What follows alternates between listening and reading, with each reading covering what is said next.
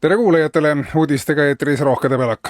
Regionaalministeerium annab teada, et Eesti alustab uue sotsiaalmajandusliku eksperimendiga koondnimetusega vallavendlus, mille raames hakkavad jõukamad omavalitsused otse toetama vaesemaid valdu. Pilootprojekti esimeses voorus loositakse igale vähekindlustatud vallale oma rikas vend. Esialgu on teada, et Tartu võtab enda hoole alla Rõuge valla ja lubab esimese asjana saata Rõugesse kasutatud elektritõukerattaid ja pargipinke, mis jäävad Siuru ehitusele ette. Tallinnal tuleb toetada Setomaa valda ja linnavalitsus on otsustanud annetada Telliskivi loomelinnaku frantsiisi Obinitsale. Viimsi vald saatis Mulgi vallale oma ülejäägid 3 kasutatud vallavanema nõunikku, kellel pole enam pealinnas midagi teha. Valitsus annab aga teada, et võtab täna keskpäevas kuni südaööni vastu riigikodanike ettepanekuid ja soovitusi Eesti elu paremaks muutmisel. 12 tunni jooksul vastu võetud ettepanekutele kehtib valitsuse poolne lubadus, et iga laekunud ettepanekut võetakse tõsiselt ja viiakse ka ellu.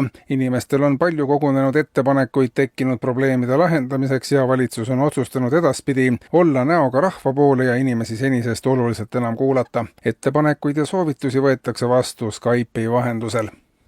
Kliimaministeerium annab aga teada, et Eesti loodushoius keeratakse peatselt uus ja senisest rohelisem lehekülg ning valitsus on otsustanud keelustada raietegevuse Peipsi järvel, Võrtsjärvel ja Saadjärvel. Nimetatud veekogudele on igasugune raietegevus keelatud alates 1. juunist. Kuna puidutööstusele tuleb samuti mõelda, siis otsustati, et kompensatsiooniks raiekeelu eest veekogudel antakse nimetatud veekogude pindalast 2/3 ulatuses raiumiseks riigimetsa. Sellise vangerdusega kasvab looduskaitsealune maa ja sellega ka pindala, kus raietegevus on keelatud. Samas saavad metsatöösturid rohkem raiuda. Raiekeeld veekogudel on kavas patenteerida ja esitada ka Nobeli loodushoiupreemiale.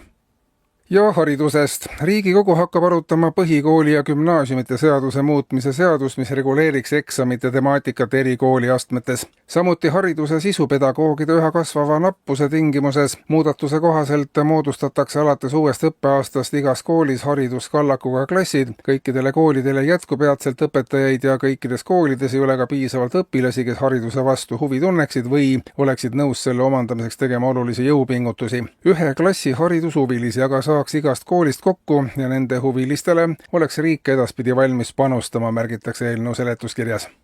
Ja lõpetuseks, majanduslikult kõige kasulikum on tegelemine ei tea millega, nii selgub Riigikontrolli viimastest uuringutest. See on üheks kõige tulemuslikumaks tegevusalaks nii üksikisiku kui ettevõtte ja organisatsiooni tasandil. Ühe näitena tuuakse Eesti Energiat, kellele on ei tea mille eest makstud miljoneid ja miljoneid eurosid toetust ja kes on selle investeerinud Ameerikasse ei tea kuhu.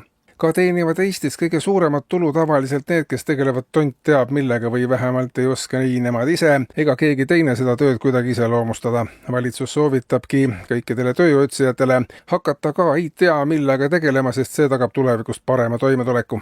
Haridussüsteem peab aga lähiaastatel keskenduma just ei tea millega tegelevate inimeste väljaõpetamisele, sest praegu on viga selles, et tihtipeale inimesed tegelevad millegagi konkreetselt ja see ongi sagedaste tagasilöökide põhjuseks.